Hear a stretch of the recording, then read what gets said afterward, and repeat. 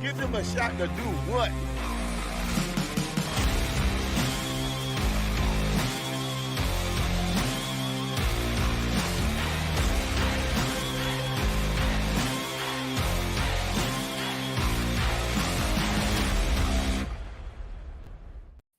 Welcome, sports fans, to the hottest sports podcast in the game, JT and the Don, with your hosts, Jimmy Thompson and Donato Bucci. They're covering the most current issues in sports from the 305 to the 412 and all the way to the West Coast.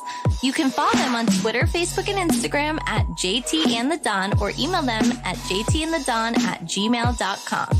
Now take it away, guys. Welcome to the next episode of JT and the Don, presented by Give Us a Shot Network. I am the Don, Donato Bucci, and remember to subscribe to us on all of the major platforms, and remember to leave us a 5-star review. This is a big night for the show. As I mentioned, we are presented by Give Us a Shot Network, the first time JT and the Don All Sports podcast is on. So let me welcome in everyone's favorite JT, Jimmy Thompson. How you feeling today? I don't know why I have to put up with you. I'm trying to figure out how I can spend less time with you, but here you go behind my back signing these corporate deals to where now I got to spend more hours of the week with you. So I already don't like you, and I think you have to listen to really realize that. But now everybody's just going to see how annoying you are. So that little here we are. That little monologue of yours pretty much sums up everything for you. So, you know, you're the one that put this together. So let's get to work. Are you ready? Yeah. What you got on the docket first? All right. So let's go. Sean Payton, the Denver Broncos on Tuesday finalized a deal to acquire Sean Payton as their next head coach. The Broncos will be sending the Saints their first-round pick in 2023 and a second-round pick in 2024, while the Broncos will not only receive Sean Payton in return, but the Saints will get their 2024 third-round pick. So I'm sorry, the Broncos will get the Saints 2024 third-round pick. So is that a good move by the Broncos, and was he worth the price? Well, let's start with the second one. Was it worth the price? So if we're looking at this in a vacuum between Peyton and Russ, they've given up the Broncos, 3 first-round picks and 2 second-round picks. So we already know what they've given up 3 first-round picks and 3 second-round picks. All right, so 6 picks combined, right? But we already know what the early returns on Russ has been. That's a sunk cost, right? So if we're saying if Peyton is worth the price, you would damn near have to be Bill Belichick for this to be worth the price. So the answer to that question is no. Now, I don't know. Good move by the Broncos. I feel like it was for the hole that they were in with cap space and, you know, the draft picks that they already didn't have. I think that this is pretty good as far as like the level of coach. I mean, he's a Super Bowl winning coach. So anytime you can get one of those, that's always a good thing. Look at the Jacksonville Jaguars. But I guess this really depends on what version of Russell Wilson do you think is there? Is it the guy that we saw in Seattle for his whole career and he had just one bad year? Or is it the guy that most people seem to think is washed and he's a trash quarterback? So I guess it's a good move, because if anybody is going to fix Russ, I would say, why not Sean Payton? I mean, he's got the credentials to do so. So I'm very, very on the fence of good move, but it's mainly swayed about how much they had to give up just to get to this point with him and Russ. Man, it took you forever to get to just maybe, to be on the fence. My goodness. I mean, trust me. You're going to do the same thing. Go ahead. Give it to me. 2 seconds. Go ahead. Surprisingly, yes, this was a good move and he was worth it. I mean, for what you gave up for Russ and not being able to cut him or trade him, you've got to go all in. You've got to bring in the coach that's a Super Bowl caliber coach that has done it and is the hot commodity. I mean, he's going to try to bring his up-tempo, quick passing game. And I think Peyton will be like that Pete Carroll type of coach, right? He wants efficiency, and Peyton and Pete Carroll, they're winners as coaches in the NFL. And that's exactly what the Broncos needed. That's what Russ needs, that quick pass game. Listen, he's not 28 anymore. Like, he can't get outside the pocket and outrun these guys, run guys over, and make these incredible throws. He's got to be efficient, quick pass game, and that's exactly what Sean Payton is the expert in, and he won. This is the other thing. Talk about mere quarterbacks. While Drew Brees is more of a pocket passer, the height thing plays in Sean Payton's favor because he's had to learn how to deal with a quarterback that's not as tall as some of the other guys. Just John say he's Elway. had to learn to deal with a quarterback that's your height. I get what you're trying to do in a roundabout way. He's had to deal with little. I was trying to be nice to Russ, but then you take a shot at me, which Nice to Russ. I'm used to. Y'all in the same boat. If anything, you look up to Russ. Wow. Anyway, can I finish? So I think Peyton's good at managing personalities. They need a lot of healing in that locker room after what happened. And, I don't think one team's ever a coach or player away. So I'm not saying that, but I think it was a really good move. So we've alluded to some of it already, but what does this mean for Russell Wilson, JT? Oh, it's easy. It means he's on thin ice. Like, this is Russell Wilson's last chance. Like, it was different when he had a rookie head coach in Hackett, and then that blew up. But this is Sean Payton, man. Like, Super Bowl veteran, one of the greatest coaches probably the last 2 decades. And his cachet in the media and the public opinion is it's always somebody else, not him, if things go wrong. So if Russ does not turn around this year, like, he'll be in that Dak Prescott category where people are going to be like, oh, he's a shit quarterback. And this is what we thought. So it's all on Russ. Thin ice. So what it means for Russ is success. I mean, this is going to salvage his legacy for the reasons I mentioned above of what Sean Payton brings to him. And it's going to limit the hits he takes, increase his efficiency, because he took a big hit this past year. All right. And shout out to Oldsmo Bros, longtime listener and fan of ours. So the other thing, though, is what it means for Russ is he's going to keep collecting his 5-year, $245 million extension, JT. Nothing changes for the guy. Are those parking spots going to change? He's going to still have the parking spots and all the offices in the building, because that's those got to change. I heard that's the first move Sean Payton does. No more parking spots. No more multiple parking spots. Are you playing or are you just that really happened? I don't know. There you go. Mess it around so early. All right, so leaving Denver, can we talk about a guy that's probably been your nemesis as a Steelers fan forever, basically your entire life? I'm so glad of this news. Whew. Well, we'll get to if it's real or not. But of course, we're talking about Tom Brady, who in the saddest way possible by himself announced that he was retiring via Instagram. And he said that he's retiring for good. I'm putting that in quotes because we've seen this before. Don, first question, does he actually stay retired this time? He said so, right? He even said for good this time. So you got to believe the GOAT. You got to believe him. And last year, this is the reason why I believe him, though. Last year, he retired, I think, for family reasons. Probably a little bit of pressure from the family, and knew, hey, if I want to make this work with the family, I've got to commit full time to my family, which is kind of, interesting to actually like say, right? Because everyone, I think, is always as Tom Brady not shown you that it's a complete opposite, that he don't want to be home with his family. Well, I think he's made that pretty clear. It's weird having to like say that, but I think last year he did it for his family. This year, there's no need to retire for that specific purpose. So I think he's retiring because now he is at a good point where he's okay retiring, and he probably wants to, and he realizes like Gronk ain't walking back through that door. Like Bill Belichick ain't walking back through that door. Like he just doesn't have that. But the one thing why I will say never, though, ironically, it was 1 year to the day last year when he made the same announcement. So never say never, but I do think it is for good this time.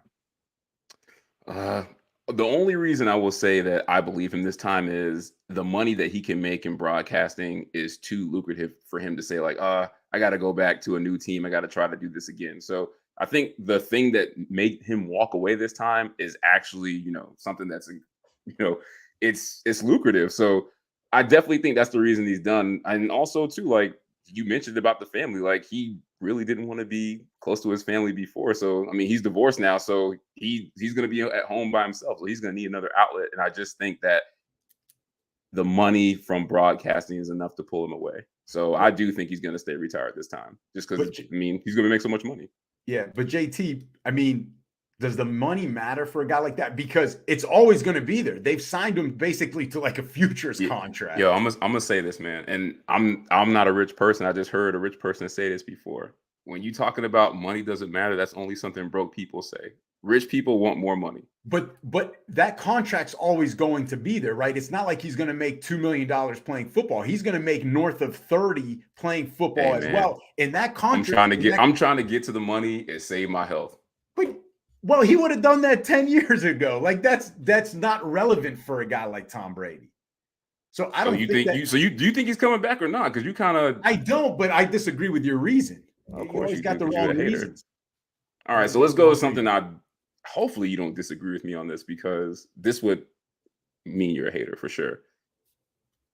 A lot of talks about who's the GOAT, who's not. You know, if you turn on the TV, there's your uncle's out here saying some ridiculous stuff about Tom Brady not being the best quarterback all time on First Take. But say what's his name? You say his name. You're just gonna call him a cousin of mine because he's Italian? Yes, but I figured you want to introduce your uncle. So what's his name?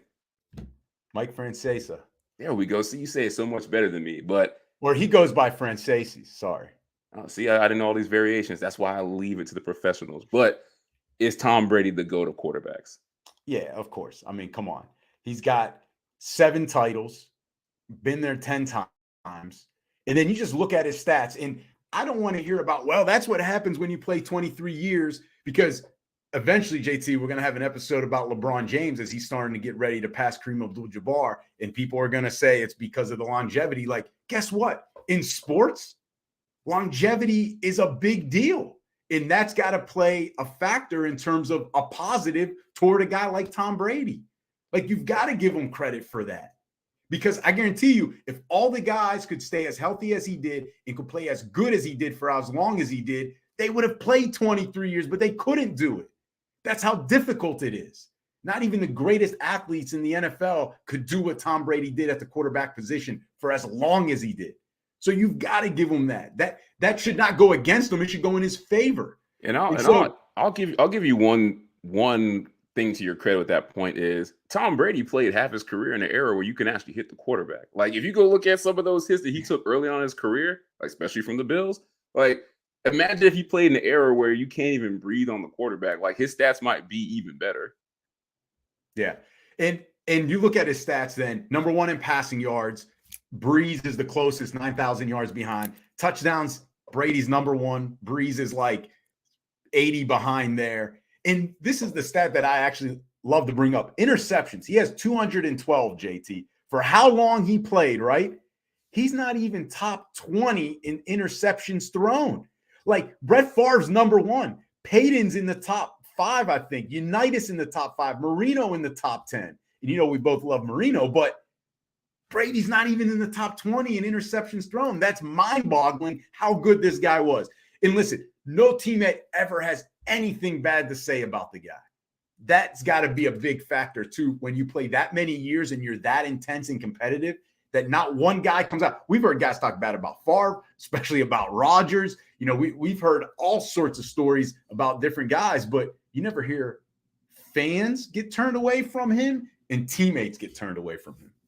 Yeah, that was going to be my point. Well, one of them is the whole entire time he's been in the league, like, players love and respect him. Like, I guarantee you, if you polled every guy that's played in the league the same year that Tom Brady has been in the league, and you asked them to pick one quarterback for the team, I guarantee you, like, 90% or more is going to be him. And that goes to what you said. Like, people like him. There's no scandals. It's just like, look, he comes in, he works hard, he's fiery, but like, we respect it. So that's the sign of a true leader. But everything you said, like, he has all the stats, all the wins, the Super Bowls, the most clutch player in NFL history in clutch moments, like, over and over again. Like, this shouldn't even be a debate. He's the best quarterback. And I don't understand why we're even bringing this up. I thought this was already decided.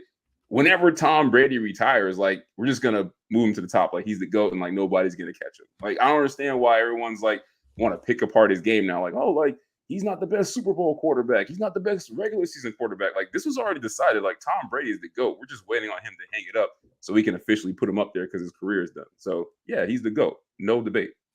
Good. Glad we finally agree on something. Yeah, that shit's not going to last long. All right, so the Super Bowl is set. Chiefs, Eagles, we know that. Now, JT, biggest storyline. What do you got? So I know I'm going to take a serious approach on this. So I know it's, is it Mahomes? Is it Hurts, Eagles, Chiefs? Like, this is going to be a great Super Bowl, but I don't want to overlook the fact that this is the first Super Bowl with 2 starting black quarterbacks. Like, that has to be the biggest storyline. Like, just look at where black quarterbacks have come from when they first started playing quarterback until now. Like, it's incredible that you look at it in 2023 that black quarterbacks are at the pinnacle of excellence. And when not so long ago, people thought we couldn't even play the position. So I'm just so proud of that we've arrived to this moment, and hopefully it continues to evolve and get better. But to me, that's just the biggest storyline, just like the historical importance of this matchup between Hurts and Mahomes. Yeah, well said. Well said. I'm going to go with the coaches aspect. And Andy Reid going against his former team, right, in the Eagles. But more importantly, do you know what he did when he took over in 2013, JT? He has a connection to Sirianni. Do you know what it is? Oh, is he? He was the quality control coach under Andy Reid? No. So when Andy Reid took over in Kansas City, Sirianni was already there. He let him walk. Ooh. He basically kicked him out the door. Now, obviously, Sirianni, this was 10 years ago, a younger guy, but he didn't keep him. And let me tell you something. Knowing we've seen Sirianni in the playoffs, like his little mannerisms and how he's playing up to the camera and how he's swearing at the referee, telling him he knows what he's doing. Like, you don't think a guy that competitive is kind of like, I want to beat that guy. I remember you. Yeah, I remember you. I remember when you let me go thinking I wasn't good enough. Well, I'm going to show you. I'm going to beat you on the biggest stage there is in football. And millions of people around the world are going to watch it. So that's my storyline, because I think Sirianni is going to be super prepared for this. We thought he was prepared against the Giants and 49ers. I think he's going to be on a whole different level. And I don't know if Andy Reid can handle it, man. I ain't gonna lie, man. That's a good storyline. Sirianni just seems like a petty ass dude to me. I mean, in a good way. Like, I think it fuels his competitiveness, but I can see him remembering, like, oh yeah, like, you didn't pick me for the JV team. Like, yeah, I remember you. I'm gonna destroy you by 30. He seems like that type of guy. Listen, as a fellow JV guy, as a fellow. No, I was gonna say as a fellow Italian, we're pretty competitive. Like, we keep that petty stuff and then try to beat you. So, yo, I'm glad you said that. I've been trying to tell people this is who you are forever. Like, you just admitted it on air. Thank you. Oh, well, I didn't say me personally. I just said, nah, you petty as hell. I made a generalization. All right, so who do you think wins and why? You know who I think is gonna win. I gotta stick with the team that I picked to go to the Super Bowl and win it all before the season started. It's the Chiefs, man, and it's strictly because Mahomes is that dude. Like, everybody thought he would fall off this year, losing Tyreek and not having the same weapons that he's used to having. But I mean, it's business as usual. And then, like you said, they got Mahomes, they got Andy Reid throwing Eric Bieniemy. Travis Kelce ain't going nowhere. Mahomes was like he never even had an ankle injury. I just don't see how the Eagles, who they've been there before, but I feel like not with these pieces that they're counting on, whether it's the coaches or it's, the quarterback, AJ Brown, like these guys are taking their first trip to the Super Bowl, and you see it, man. Something like that game is different. So I'm going on with the guys that have been there before. They're not going to be rattled. They're not going to be nervous. This is just another game for them, and it's the Chiefs. That's a big part of it, but you got to go Eagles. D-line is too good. They have too much offense, and the Chiefs are banged up. Like, I think Mahomes can get away with that against the Bengals, and it's still Mahomes. He's my guy, but Hardman's basically been ruled out now. Kadarius Toney. What? Hardman's ruled out? Let me flip my pick, man. Damn. Yeah, flip it. Yo, they cannot win without Hardman. Why didn't you tell me that? Like, you're right. Because I wanted to wait. I wanted to keep nobody give a damn about no McCole Hardman. Like he hadn't been on the team since he got drafted. What are you talking JT, about? you're gonna think about this. You're going I know into what a you're trying to shootout. do. You're trying to turn this into like a Jarrett McKinnon thing. You were right about one thing where it was like some obscure shot in the dark. You're like, oh, Jarrett McKinnon's gonna be the key piece to this like 5-game stretch, and you happen to be right somehow about that. Now you're just picking out little players every time. Like nobody cares about McCall Hardman. Student of the game. No, listen, it's not just Hardman. Them If glasses you're don't going make you into smart, a bro. shootout here,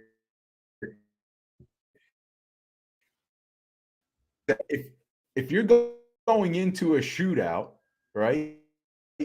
Like you need to have all of your. He's not going to have them. Kadarius Toney, Hardman. He's lost another receiver. Like just too much offense on the Eagles. Defensive line is too deep. And then I believe the Eagles have the better head coach. And that's going to play a big role in this game. And I think it's going to be a close game, but I think the Eagles win. They're just the better overall team right now and the more healthy team. So, speaking of my guy Mahomes, will a win make him a top 10 QB all time? I know people don't want to hear this, man, but hell yes, go make up a top 10 quarterback. Because all the criteria that we check to, ascend quarterbacks to the GOAT and great status, like he's already done it. And this Super Bowl was you were the guy that was like, oh, don't crown him too soon. That was just last year. 4 years ago. No, and it wasn't. It was last year. Out everyone ever since. But here, but all honesty, it'll be. I think he should be, but I mean, whether you agree with it or not, it's going to be really hard to keep him out of there because what are things that people look at when they're talking about quarterbacks? One is the Super Bowl wins. If he wins, this will be number 2. That's the same as half the people that are on the top 10 of that list at quarterback. Like he'll have the same as Ben, the same as the Mannings, like the same as Elway. Like he'll be tied with Staubach, all those guys. Like he'll be tied with all those guys that have 2 and just be behind the upper echelon of like 4 or 5 quarterbacks that have 3 or more. So yeah, I think that'll put him up there. And then you just look at what he's done in his first 5 years as a starter. Pro Bowl every year, 2-time All-Pro and an MVP. Like this is the most insane start I've ever seen where his success is the fastest. It's him. And he gets 2 Super Bowls on top of his resume. Like, I know it's early and people don't want to admit that, but he's in the top 10 discussion. Like, I don't think there's any way around that conversation if he wins this game. I would go almost as far as saying that he's almost pretty much in the top 10 already. I mean, we put Aaron Rodgers, Brett Favre in there. They got 1 Super Bowl. Now, granted, they have more stats than Mahomes, but the things Mahomes has done already, I think he's already nearing the top 10. If he wins, I think he's definitely in the top 10. I mean, 5 straight home AFC title games. I know we don't put a lot of stock in the QB rating, but number 1 QB rating all time already. Like all time. Hey man, what I told you about stealing my passwords. Like you got to stop doing this. Just ask me for the login. You don't got to go stealing my PFF shit, man. Come on. Well, I did. You have that Illuminati subscription, right? Still, so bro, that does not exist. Users, like, there you go with these false allegations. And then he had his legacy. I think his legacy game was this Bengals game. Yeah. I think it really was beating Joe Burrow, beating the defending AFC champs who have been crushing you lately. Right. And the way he did it. Like people remember the Willis Reed game, the MJ fake flu game, right? And they're going to remember the Mahomes ankle game. All right. So he wins for sure top 10. I think he's almost in that top 10 club right now. And to add on to that, the reason I would put him in the top 10 with the Super Bowl win is I think this is the world's best chance at catching Tom Brady. Like it is. Like he has so much more of his career left. And he's just like padding the stats already in the first 6 years. Like this is the world's best chance to get someone close to Tom Brady as Patrick Mahomes. So I'm rooting for the guy. JT, it's funny you said it. It's like Patrick Mahomes, the fate of the world is in your hands, on your shoulders. You're our only last hope to say someone's better than Tom Brady. Be Like honest. Be honest. It's true. Be honest. Would you rather call Brady the GOAT or Mahomes the GOAT? Like, which one would you rather have as your no, GOAT? you Like, know I want me. Mahomes. Like, I love Mahomes. like, I mean, Mahomes is like Tom incredible. Brady has been annoying my entire life. Like, I'm only respecting him because I have no one else to put up against him. Like, Mahomes can catch him. Did you notice I threw in the fake flu game of MJ? You didn't react to that. Because you always trying to be extra, man. I get it. Yeah. It's not being extra. What you're trying to say is the rumor is that truth. MJ flu game was not real. He was just hungover. Like Mahomes was really hurt, man. His ankle was broken, bro. They got him back to health for sure. No, Mahomes for sure. I'm not questioning Mahomes. I was questioning MJ. Yeah, we know how much you don't like Michael Jordan. We know you're a Dennis Rodman fan. Speaking of MJ, can we talk about the NBA trade deadline? Yeah, let's go. Not to be confused with the fantasy basketball trade deadline, which has passed. So please stop asking me to extend Bro, and you added an extra week. That's so shady because you don't want me to make the playoff. Don't blame me because the ESPN fantasy platform is crap. So for all the people, you're the commissioner, right? Yeah, I can only work with what I'm given. That's why I take everything over to Sleeper. All complaints to the commissioner. Just to hear you guys complain and then sing its praises a year later. But NBA trade deadline is what? February 9th at 3 p.m. So let's answer some of the big questions for our fans so that they're up to speed on what they can expect to occur. So first thing I want to go at is what team should be the biggest buyer and why? Easy. It's the Phoenix Suns because of Chris Paul's age. You got to go. You got to start there. They were on the brink of a title 2 years ago or 3 years ago. And then the last couple of years, they've had really good years. They're in Devin Booker's prime. The West is getting stronger, JT. And right now they're the AC. Like they need to make a move. Like they needed to make it yesterday. And so they've got to go all in because in January, they had the worst offense in the NBA. Like they've got to go all in. They've got to be the biggest buyer. They got to outbid everybody. And for those multiple reasons, mainly CP3's age, because you only get so many more cracks at this. And he is still a big part of that team. I like that. I just think that. Wait, say that again. I like that, but thanks. But at what point are we going to stop giving the Suns like 9 lives? Like because they have 9 lives. Ever since they had that bubble moment, we just been like, oh yeah, we can just pencil them in. Like they just need like one more time, and like it's just gotten worse. Like they should be buyers, I guess, but I don't think it's really going to help them.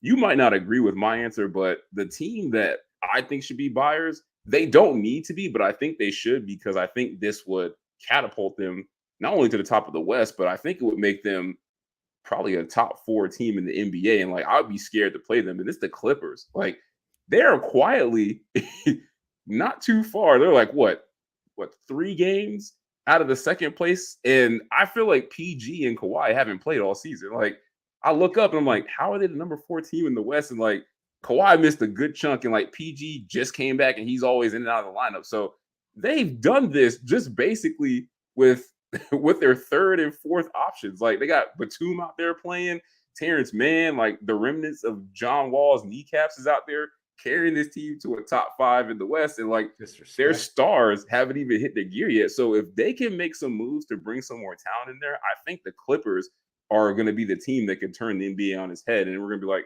where did this come from? And they just been quietly doing it the whole season. So that's who I would say should be buyers. But that was my second team. I know you're a big Kawhi guy, which we'll talk about him later. So let's flip it around. Which team should be the biggest seller at the deadline and why? Oh, it's the Charlotte Hornets. I mean, they've got one of the worst records, but they have some key pieces that they can move on from that won't hurt their future. But they can get some good draft capital, I believe. They can probably move on from PJ Washington, Jalen McDaniels, and then Mason Plumlee. I mean, they're not going anywhere, even with those guys that have played really well. And this is the thing, JT, I've learned from you with fantasy. You got to sell high and buy low, right? Right now, I mean, Jalen McDaniels coming off the bench, Mason Plumlee career year, like you're not going to get any more value for those guys than right now. So if you're going to make a move, and you should, because you're not going to make the playoffs and you're not going anywhere in the future with these guys, like they're not part of your blueprint in the future, then Move on from them now and get the most that you can from players like these. So that is why I think they should be the biggest sellers, because they need to strike now. If not, those guys are not going to have years like that again. I think Mason Plumlee might be a free agent. So what are you going to lose him for free? They've got to move on, and they've got to move on now. Real question is, should they move on for LaMelo Ball? Why? Because of the injuries? No, I just feel like I feel like he's good, but if you notice, he's been a problem the past couple years in Charlotte. You always like these drama things. Man, you were I think Trae Young's a player. But here's the problem in Atlanta. If you think he's a number one, if you think he's a number one player, then don't move on from him. But I think he's a number two, masquerading as a number one. That's just my opinion. And I feel like if you're going to be a seller and you want somebody that can get value, it should be him. You should trade him if you're going to blow it up. I didn't say blow it up. I said get the most capital from these guys and then build around LaMelo is what I would do. Man, you don't want them to trade Plumlee, man. He's holding your season together. No, please don't trade him though. Bro, they trade him, he's going to be a drop. So, hey, look. And you know who'll pick him up? You'll be right there to pick them up. Red carpet. No, I'm already maxed out at the center. Answer the question. So I actually had two teams, and it was real tough to pick between these two. I'm going to go with the first one just because we're going to talk about the second one later. And I really feel bad for this team, man, because they made so many moves and literally none of them have worked out. I know who you're going to say. It's the Bulls. The Bulls should be the biggest seller. Blow this up. Nothing has worked. Just look at everybody they brought in. Caruso. Lonzo Ball may never play again. DeRozan had one freakish year last year, and he's right back to the guy he was this year. They hate Zach LaVine. They about ready to beat the mess out of him and throw him at the gym. And then the saddest thing that has not worked is your boy. Don't say it. Vucevic, man. He's forgotten how to shoot. He don't rebound anymore. He's just so inefficient. Maybe it's the age, but I look at the Bulls in a unique situation. It's obvious it's not working. And I feel like from the casual fan on the outside looking in, they look at it as they're a playoff team. They can make a run. But these guys who they're relying on, they're all in regression. And the good thing for the Bulls is I think teams can see some sort of trade value in most of these guys that they're starting. I think somebody could look at Vooch and say he's a piece that they're missing. LaVine, if he's healthy, definitely for sure DeRozan. And I'm pretty sure teams would take Caruso as that gel guy that plays defense. Sell these guys and hope you get Victor somehow. Get those picks to get Victor because this is Say his last name. Wembanyama. Wow. Is that how you say it? I don't know. Yeah, you don't even know. You questioned me, but yeah, I definitely think it should be the Bulls. Blow that shit up. It is not working. This is horrible, man. And the crazy thing is, their success went into a nosedive once Lonzo wasn't able to play anymore. And that's crazy.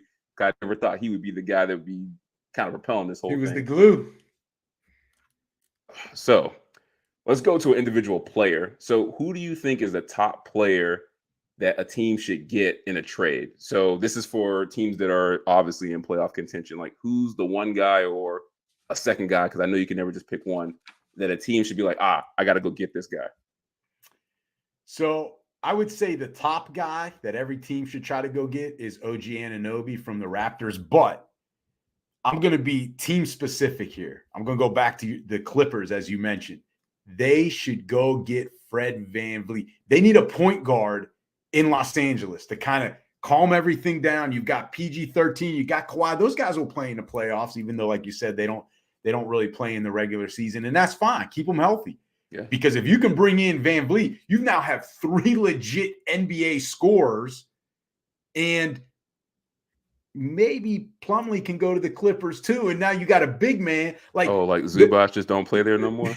I mean, it doesn't seem like it some nights, but Fred VanVleet to the Clippers, that is the guy that's got to be had, and it's got to be had by the Clippers.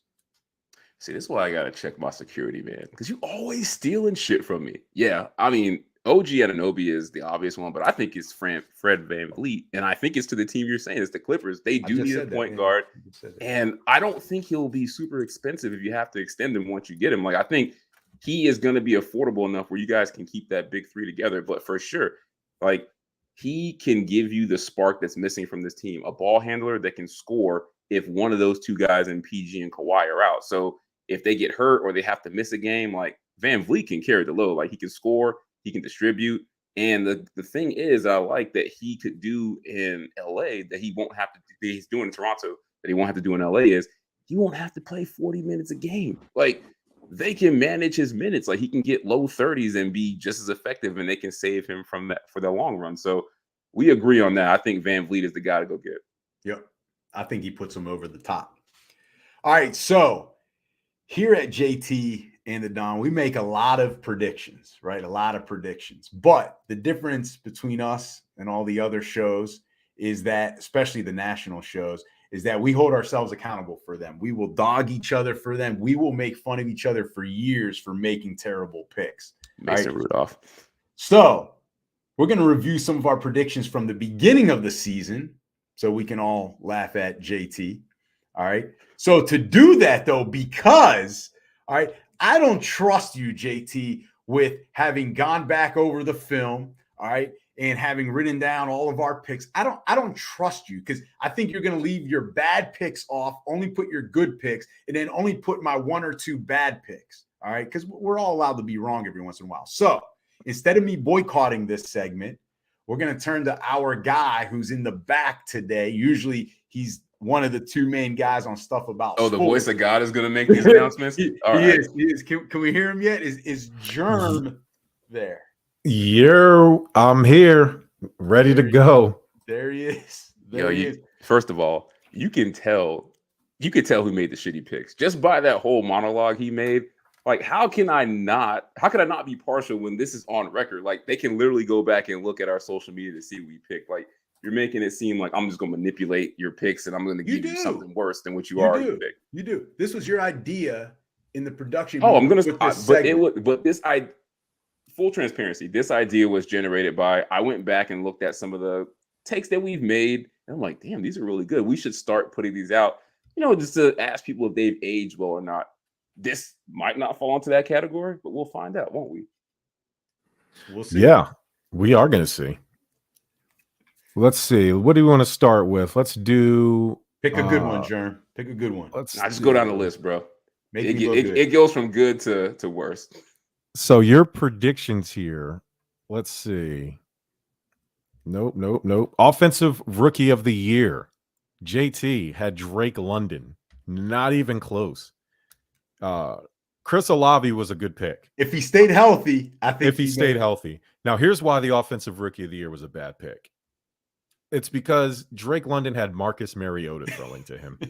If only for that reason, it wouldn't have mattered. And obviously, Calvin Ridley was also supposed to be there, and now the prince who was promised, Trevor Lawrence, will reap those benefits once he comes back from his bullshit suspension. But I would have never have picked Drake London simply because of the quarterback. At least Chris Olave had Jameis Winston, who should have been healthy. That's the guy who could throw for. Never thought I'd hear that. At That's least what somebody my had thinking Jameis Winston. That's what my thinking was. Okay, so but it's really about, do you really trust Michael Thomas at this stage? Like, Olave was going to get the opportunity.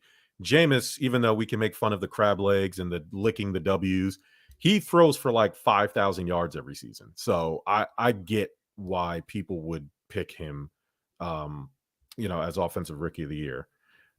Defensive Rookie of the Year, Don. My man, Aiden Hutchinson was always the choice, and it was the only choice. Come on, what? Did you Sorry, man. Sauce Gardner's gonna win it. How could he not? He's a number one shutdown corner. He's a shutdown corner. Are we kidding right now? The team defense, the whole defense is good. It's going to be. He's a rookie. Like he's holding his own is loaded, man. and excelling. Aiden Hutchinson's going to win. Shout out to JT for the correct choice. I can't believe you picked Sauce Gardner. I can't believe you picked a New York Jet. Can you believe how great of a? Oh, that's why you're a Buffalo Bills fan. That's why. Now I'm hey, are you arguing with the voice of God? I kind of am. I apologize. Okay, Please stop. forgive. Please forgive me. Please forgive me. So, and Sauce Gardner probably was a good pick, but I'll be honest with you. I didn't think he was going to translate well to the NFL, but he's going to be special. He keeps it up, and Robert Saleh knows how to coach defense, and he can only get better from here. Offensive Player of the Year, Justin Herbert. I was never going to roll with that because he plays for the Chargers, but it's not really Buffalo Bills West. I got you. No, it's less about Justin Herbert more than there's guys that does what he does just better. Like he was never going to outthrow and outgun Josh Allen and Patrick Mahomes. And I thought, and I picked, we'll get to your picks later, but spoiler, I had the Packers in the Super Bowl. I thought this was going to be Aaron Rodgers' revenge tour. I just don't see Justin Herbert outgunning. Aaron Rodgers had a revenge tour for 2 years before this. Like how many more years keep he going. gonna be on this tour? I thought it was going to keep going, and but Justin Herbert, he's Josh Allen's the new Phillip Rivers, so I guess that would make Justin Herbert. Damn, whoa, yeah, I know. Never thought I'd see the day I hear you say wow. Like that, but okay. Until they prove it to me, I'm shitting on Josh Allen. Justin Jefferson, burn his jersey and make it real. I will. It's from China. It's fake, so I'll have no problem burning. I paid $19.99 plus shipping and handling for it, so I'll burn the shit out of it. Justin Jefferson is a good pick for Offensive Player of the Year, simply because Kirk Cousins, for as much as people want to make fun of him, knows how to throw the ball. In terms of throwing the football, Kirk Cousins is good at it, and Justin Jefferson can catch everything. And that offense has been catered to Justin Jefferson. So I think I'm up 2-1 with that. No, I'm think up 2-1. No, he picked Olave and Jefferson. Okay. You got Hutchinson. Don't worry, the score will even out. Yeah, we're not done yet. Let's go on to Defensive Player of the Year. JT has Nick Bosa. Both of you had Nick Bosa, huh? Yeah. Yep. Yeah, I don't think it's close. I don't think it's particularly close in terms of Defensive Player of the Year. That's probably the right answer. Who else is up for it? I don't even know. I don't even know. Sauce I should probably Sauce Gardner. That's how bad it is. Yeah. I mean, let's see. Hey, you know what we could do? We could skip the rest of these. I think we're running late on the show, aren't we? Let's go through. Nah, we're at 40 minutes, baby. We good. Of course, I can't find a list that's easy to read right now, but who's this guy? 95 on the Chiefs. Who's that guy? Oh, Chris Jones. Chris Jones. Yeah. That seems to be another popular pick, but yeah, Bosa's going to win that. Yeah, I mean, Micah Parsons. You could probably winning is usually the outlier to these things. So if your team is winning, then you'll probably have a better chance of winning this stuff. So Coach of the Year, JT with Nick Sirianni. I mean, that's amazing that you got that.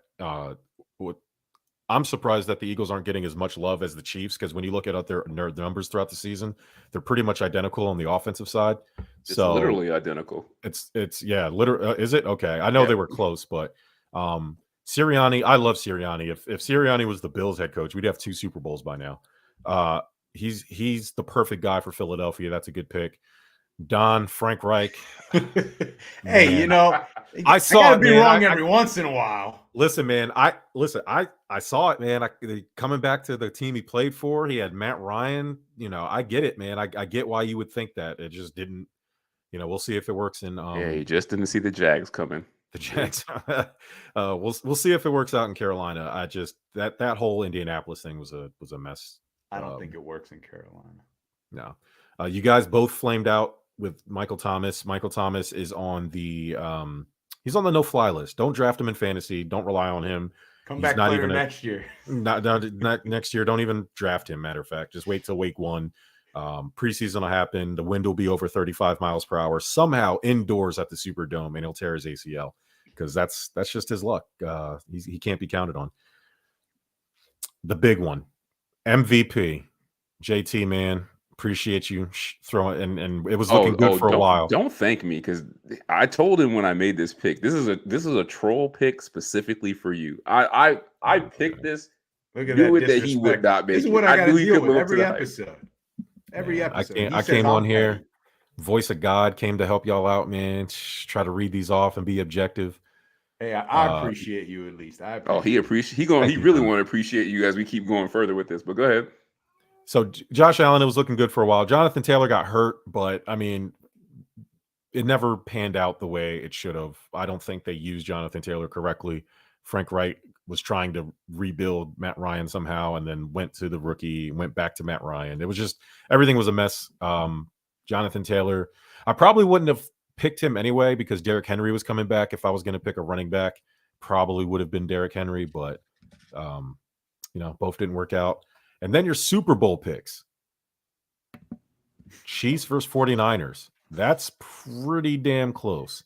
I mean, dude, he doesn't. He I goes was with the safe picks all the time. UCL away from getting this. He goes with the safe picks all How the is time. this Like, safe? don't give him credit. First of all, how was this safe? Nobody thought the 49ers were going to the What do Super you Bowl with mean? Trey They Lance. were returning. Nobody did. They were just And in the nobody NFC thought the title Chiefs- game. Nobody was for sure shooing in the Chiefs without Tyreek. Everybody thought it was going to be the Bills. Great picks, JT. Great picks. I don't see who you had facing the Colts in the Super Bowl. The Packers. I had the Packers. Oh, the Packers. Okay. Yeah. I had the Packers and Bills, so I can't laugh. Now, what makes JT's Chiefs 49ers picks semi-impressive is Trey Lance was supposed to be the starter. Christian McCaffrey wasn't there yet. So the fact that he had there's something to be said for a team that went to the Super Bowl, 2 years ago? And then, I'm with you. And then was in the NFC title game, probably one catch away from getting to the Super Bowl. They're starting a rookie quarterback who we had not seen. Nobody's going to put money on the 49ers to go to the Super Bowl. He wasn't a rookie. He basically is. But the teams around him is already good. That goes to show you how good the Niners are. They got there with Brock Purdy again to the NFC title game. Come on. I know when a team is good, they're good. If you're looking at it in a vacuum before the season started, this is impressive. It's okay. It's okay to say JT. No, you can't say that because you made the pick. Of course, you're going to think it's impressive. I'm saying it's okay for you to say it. I mean, I would say the same thing about the Colts versus the Packers, but I mean, I can't because they didn't make the playoffs. Did they not play each other 3 years ago in the Super Bowl? So it ain't that impressive. Don't impress you much? No. Oldsma Bros says DHgate got the best China jerseys. They sure do. They sure do. I love it. I've ordered many of jerseys from DHgate. Mike says Jeremy already got JT and the Don regretting joining the Give Us a Shot network. I hope not. I hope it's. No, I'm loving the show where you calling out Don because he always trying to finagle his way to make it seem like he's right. This is embarrassing, man. and JT, listen to Miriam there. Not a troll pick. Come on, you can't do that to the Bills. That's her team. That's her team. Miriam, I didn't troll you. I trolled another Bills fan. So don't take it personally. Hey, she's a Bills fan though. Awesome. Shout out to Miriam then. Is that all the picks, Germ? That was all the picks. Man, that was a rough segment for me. Whew. Yeah. Rough segment. You're supposed to help me, Germ. Hey, do you guys want to pick the real? I mean, we might as well. We got time. You want to pick the real? I got the finalists all up here. I mean, we can run through them if you want to pick them. We'll come back to that. We'll do that on another show. Gotcha. I don't want JT needs to study. He needs to log into his PFFF Illuminati subscription. Because you've already showed me you can't be trusted with decision making skills. So let's go to one of our newest segments, hottest segments, hot or not. So JT, the way it works, and Germ, by the way, thanks for coming in to do that segment. We appreciate you. So, hot or not, JT, the way it works, I'll remind you because you need a reminder every time. Oh, yeah. I'm going to read a statement, not a question. I'm going to read a statement. If you agree with it, you say hot. It's a hot take. If you don't agree with it, you say not because it's not a hot take. Understood? We good? Yeah. DeMeco Ryans to the Texans will be an all-time great move. Yeah, I think that's hot. And just by the fact that it seems like he was the number one candidate on most teams' boards that needed a coach. And that's impressive in the era when everyone's looking for the next offensive guy. They're looking for the next guy that was Sean McVay's barber, or like they went to grade school with Kyle Shanahan. And like most people wanted DeMeco Ryans. Like that's impressive, man. So I got to think that a broken clock is right twice, 2 times a day. So Texans, they got lucky, made the right decision. They got lucky that he had been in that organization before. And here's to top it all off. Here's the thing that makes me think this is all-time great.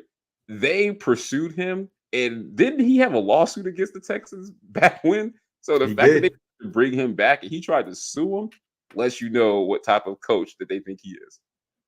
But also the fact that he would be willing to go back to a team like that, I think shows you that, hey, like, I am bought in with that organization. And while we think most coaches have big egos, especially in the NFL, like he doesn't have that big of an ego. And I think that's what you need to really win, especially in the NFL, because you're going to be dealing with $1 million players. So this is a hot take just for the fact, JT, that I've been screaming his name since December 1st, that he should be the first hire. He should be the first guy every team looks at. So I'm sticking everyone with that's him. watching. He's not lying. He literally has been screaming D'Amico Ryan's name. I have. So that's a hot take. Oh, all right. Next one. Superstars need to return to the dunk contest. Hot take for the 20 years ago, since Vince Carter was in the slam dunk contest. Yes, that's a hot take. Come on. Like, I appreciate guys like Aaron Gordon and stuff winning, getting in there, Zach LaVine, like they've been great. But come on, man. We wanted to see in their primes the LeBrons, the Durants in their primes. So now the guys that are in their primes now, Giannis, let's go. We want to see you. I guarantee you, if Giannis is in the slam dunk contest and you put some of these other superstars in there, a Tatum and all these other guys, JT, the ratings for that slam dunk contest would be threefold over the actual NBA All-Star game. So it's a hot take. Man, once again, you don't know what the hell you're talking about. No, it's not a hot take because the dunk contest is like the NFL Pro Bowl. It's become antiquated. No. But that's exactly why. That's why the superstars need to come back. No. Here we go. And the reason why is here. What the hell is Zion and Ja Morant gonna do that I haven't already seen before? Like, what's Zion gonna do? Dunk with a cheeseburger? Like, we've seen all the dunks before. Like, if I want to see the dunk contest with all the stars, I'll just go watch a regular season game and watch Ja dunk in the regular season, or I'll watch Zion dunk when he's playing one of the 30 times per year. Like, the stars is only going to make people watch for the stars, but it's not going to make the dunk contest better. Like, all the dunks have been done. Like, I don't think it matters. Dawood, appreciate you, man. Thanks for the comment and looking out. JT, you're so wrong as always. Bro, I thought this was supposed to be quick. I don't agree with you. Yeah, you've been going on these my shit lasted 1 minute. Just go to the next one. You wrong. And mine was 30 seconds, and I had a better point. All right, Kawhi made the Toronto Raptors a one-hit wonder, and they need to rebuild ASAP. Oh, that's a hot take. Like, they've been stuck in neutral ever since Kawhi had this Joe Flacco type run and just everything went their way, whether it was last-minute shots or, people getting hurt in the championship. But you just look at everything that's happened to the Raptors since Kawhi left. Like, one, they can't draft, and they can't develop any big men.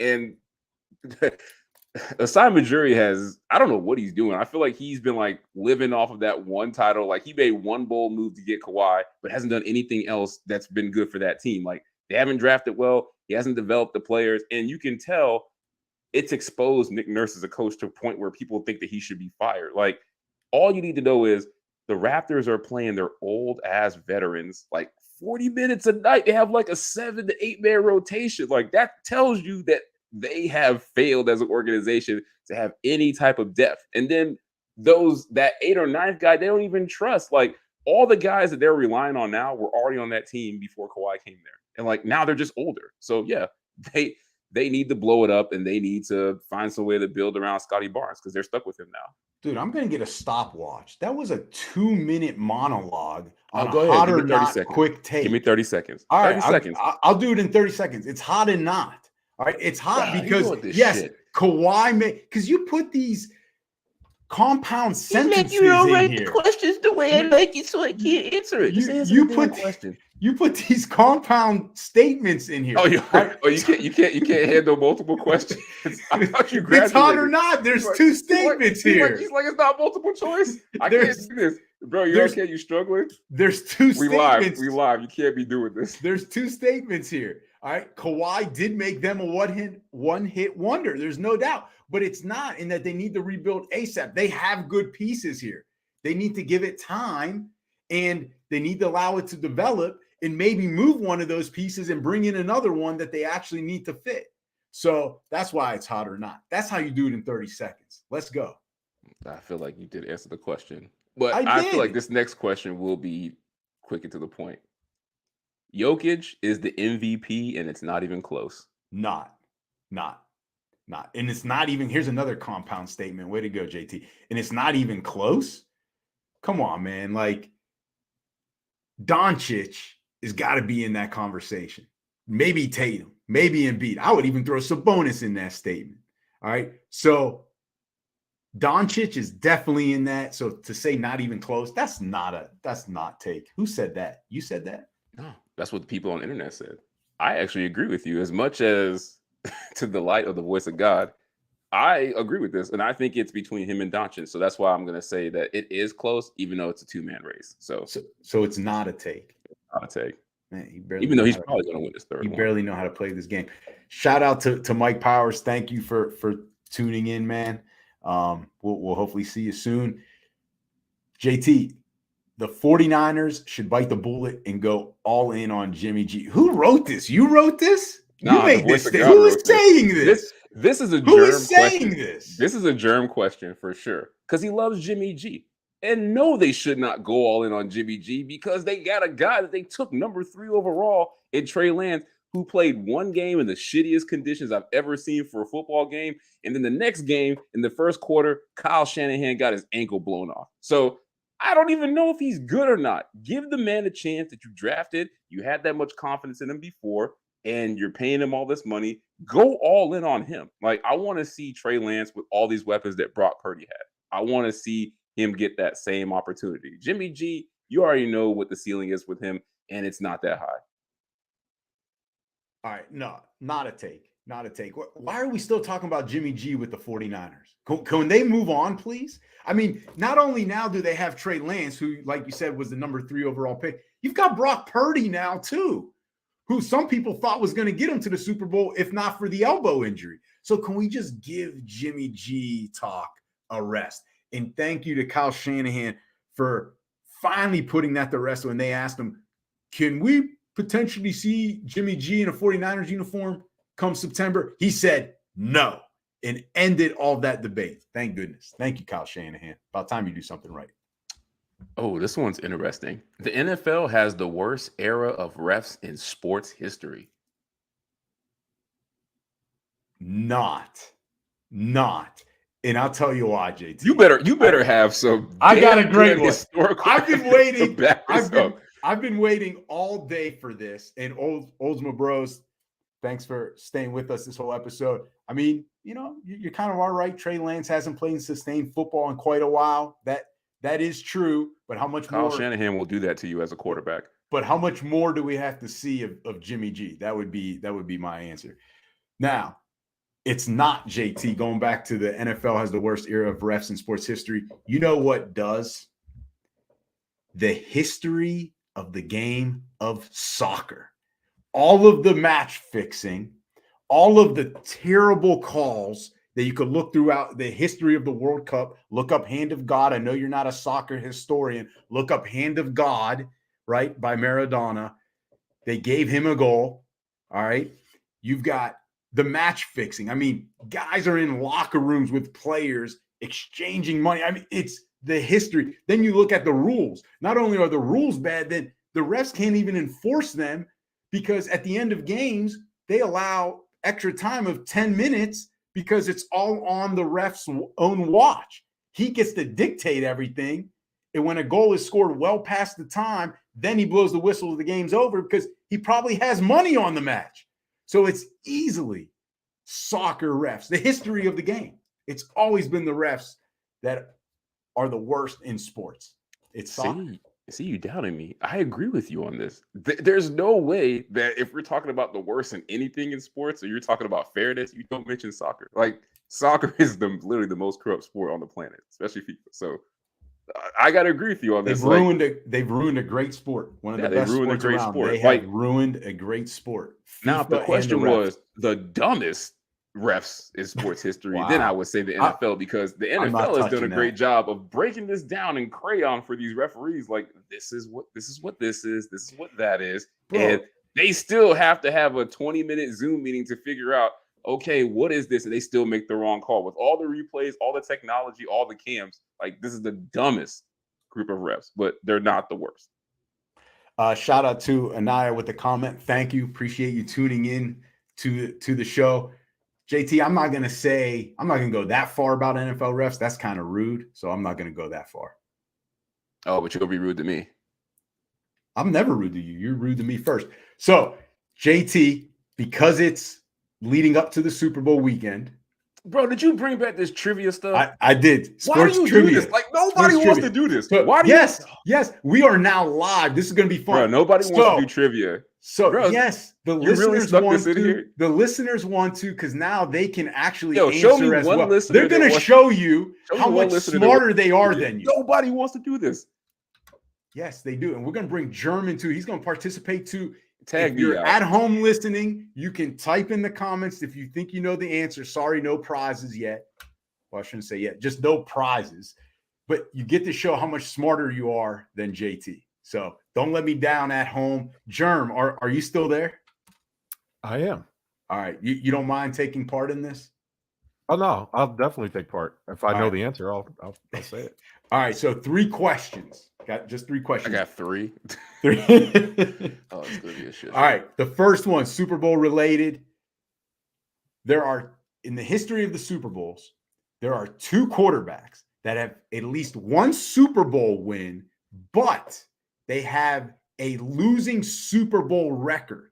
All right. So they do have a Super Bowl title, at least 1, but their record in the Super Bowl as the QB is below 500. Who are those 2 quarterbacks? So 1 win, but a losing record all time in the Super Bowl? Yes, at least 1 win. Yeah. Yeah, because I was gonna say that it's definitely a Bills quarterback, but they never won. Wow. Oh, Germ taking shots again, man. God, why am I taking a stray? Jersey 13, shout out. The champ is here. Play along trivia. I feel like this is a trick question. Oh, Oldsma Bros got one of them. John Elway. John Elway. Okay. Took you guys too long. Come on. I was thinking about John Elway. I feel like one of them got to be like somebody. Are they starters though? Yeah, like they win as a starter. Yes. Okay. And their losses were as starters. Well, John Elway's one of them, so you got 1 left. Is the other Kurt Warner? Ooh, you got it. Is it? You got it. All right. You won 1 with the Rams, lost 1 with the Rams, and lost 1 with the Cardinals against my Steelers. There we go. Good job. Good job. Joint effort there. Oldsma Bros and JT. Oldsma Bros and JT. All right. So now we're going to get in this team-specific trivia here with the Eagles Chiefs. First one, Eagles. All right. Philadelphia Eagles. All right. Which player in their franchise has the most Pro Bowl selections? Not all time. Like not all time in the NFL. Like the most Pro Bowl selections as an Eagle? Yes, for the organization, for their franchise. Brian Dawkins? Good guess, but that is not correct. We're going to really know how good your Eagle history is here. Well, he don't give a shit about them. Yeah. I lived in the area, and I definitely like the only Eagles I care about is Terrell Owens and Deuce Staley. So. This is a tough one, but if is you're it is it Clyde Williams Simmons, whatever his name is? No, that's a good guess, but no. Is defensive side of the ball. Here's another hint. You got to go back a while. Like Eric Allen, back. Eric Allen, go back a little further. Jesus. God, so basically, like the guys that you grew up. I'll give you 5 seconds. I don't know. I'm never gonna get this. Chuck Bednarik. Come on, Chuck Bednarik. He's literally like Chuck Bednarik. Look it up. How old that is? Like they haven't changed that Brian Dawkins that award in like 100 years. Brian Dawkins has got 7. I think Bednarik's got 8. Okay. So wow, I'm shocked. Is a good guess. I was thinking McNabb. No, McNabb's been hell no. Yeah, but you got to remember, a lot of guys get injured, and now you're on like the 4th, 5th, 6th. Gotcha. Quarterback in the NFC. All right, so he's in the Pro Bowl. So last one is the Chiefs. I think this one's realistic here. The last time Andy Reid didn't make an AFC title game, what team beat him in the wild card? That was the Alex Smith 53 points. That's the Colts, right? Colts, right? Yeah. Nope. That was when the Chiefs. Alex Smith scored 53 points and lost that game. That was a wild card game, right? They did, and it was a wild card game, but that's further back. I think that was like 2013. That was like 10 years ago already. Patriots, because AFC. No, because Patriots wouldn't have played in the wild card. Oh, that's true. I'm going to guess the Chargers. No, JT, one last guess. It was with the Chiefs. Well, yeah. See. I would say 5, 4, 3, 2. Yeah, I'm running out of time. It's the Titans. Remember, the Titans beat them and then went to New England, and Vrabel beat Belichick. Oh, damn. Oh, damn. Yeah. You see, the problem is the Titans are so bad now that you don't remember anything good they did because they've just been god awful in the last 2 years. Meanwhile, they've made they were the 1 seed. They were 1 seed last year, yeah. Fraudulently, but they made it. Fraudulent 1 seed. Any other surprise things I got to Nah, answer? that's it for now. If we do a show next week, get ready for more sports trivia. Bro, we That's cutting all, that JT. off. No, we're not. I'm not doing Super every week Bowl of week. trivia with you. We got to. You can Not tag every German week. because I'm not doing the show with you. Not every I will week. rip up my contract if we got Special occasions. Special Hey, occasions listen, only. I ain't going to lie. I kind of like that. That was kind of dope. See, it's fun, right? No more Chuck Bednarik. No more Chuck. He's All gonna right. do that. Don't encourage The him. cutoff is 1980 for Germ, I think. He's Thank gonna you. ask. He's gonna ask shit from the years where he was a young child. So you're talking about like 60s, 70s. So it's gonna be stuff that we don't know. Dang it. That's messed up. That's messed up. But we'll do that again for sure. Special occasions, and we'll keep it 1980 on. We'll keep it, contemporary. How about that, Germ? Is that good? Sounds good. All right. So, JT, to the fans and listeners out there, thank you all for joining us. Thank you for the comments. And remember to please subscribe to us. You can find us on all of the major platforms as we are presented by Give Us a Shot Network. And if you like what we do, leave us a 5-star review. And JT, If you don't like what we do, leave us a 5-star review. Remember to please follow us on social media. Our handle, JT and the Don. You can follow us on Instagram, Twitter, TikTok, and Facebook. So, JT, great episode. It's great to be on the Give Us a Shot Network. First live show. Thought it went well. The hat looks pretty good. Glad you're repping your team. oh, don't worry. That's going to change real fast. Oh, man, he's going to bring the Bengals and the Ravens. Ugh. All right. JT, great episode, man. And until the next episode, see ya. Peace.